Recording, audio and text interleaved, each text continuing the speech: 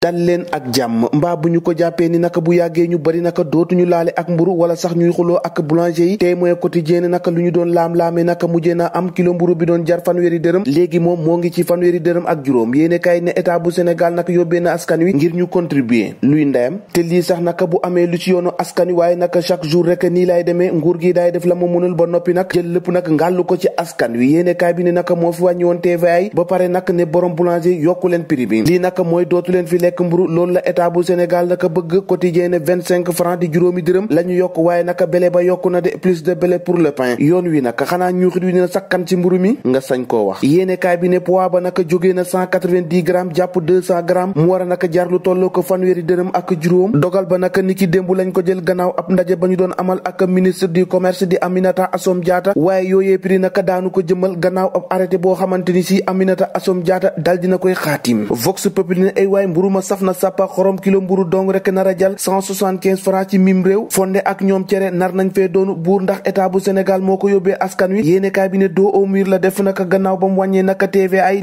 léegi moom loolu lu si yoonu askan wi kon gab bi am rek askan wi ñoo ko nar a fatt ak seeni poos yu fëq ndax sax naka mburu du fi jaaree sax doon doom bu góor Walf Fadjri Quotidien waaw boulanger yi fa ñu ko téye baax na